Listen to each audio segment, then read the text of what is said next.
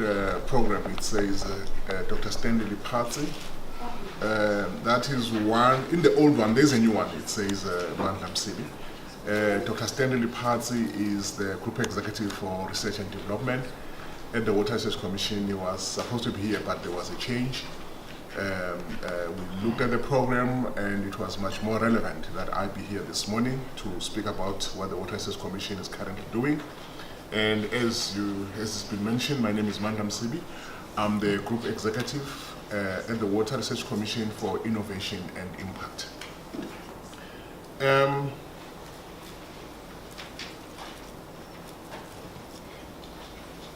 is it not responding? Okay. First, I just want to highlight this so that I can give you a good picture, because the Water Research Commission restructured last year towards the end of 2015. And in the restructuring was to divide the Water Research Commission into two branches. One of the branch is research and development, which is focusing on the generation of new knowledge. Basically, you can look at it as what the Water Research Commission has been doing for the past 45 years, since it was established in 1971. And the other branch, which is innovation and impact, you can look at it as a newish branch, but some of the activities, if not all, had already been initiated during the past few years at the Water Research Commission, whereby there has been an increased focus on accelerating the movement or the taking of research outputs into application. Now you can imagine if you are sitting with research that has been done for the past 45 years. You're sitting with research reports. Somewhere in the research reports are incredible solutions that could have been benefiting our country in such challenging times, but they've ended up in the research report. There arose a need, therefore, not to stop with the research report, but to take things a step further.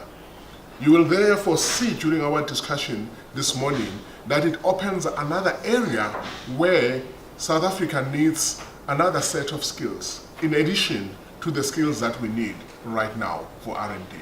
Another set of skills that will enable us to take our research outputs into application. The R&D section is still focusing on two types of calls. The first one, say for example, arising from a gathering like this one where we discuss and we come up with some suggestions that we could do research in this particular area, or we need more information in this particular area. Then the Water Research Commission will then sit down and craft TORs, terms of reference, and then makes a call for proposal into a specific terms of reference that have already been predetermined.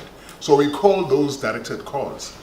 And then we've got the open calls where we just say, please submit your proposal, whatever it may be, as long as it has got something to do with water and water management. So that still goes on. We also have short-term projects. For example, when this drought was upon us, there were certain questions that we needed urgent answers.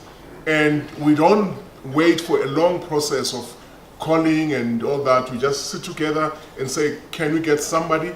And if we know a few people, we call a couple of people to submit their proposals to deal with a particular problem at a particular time for an urgent solution. That goes on as normal. Now, this new area, whereby it's looking at an enhanced dissemination of knowledge, and not only that, the testing, the demonstration of new innovations. I will talk more about that slightly later. And just to highlight that in the R&D section, we have a concept that we use called the WRC knowledge tree, where we are trying to make sure that the research that we're doing actually results with an impact of some sort.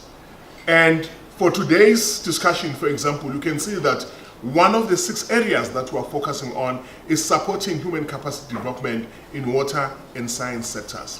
What this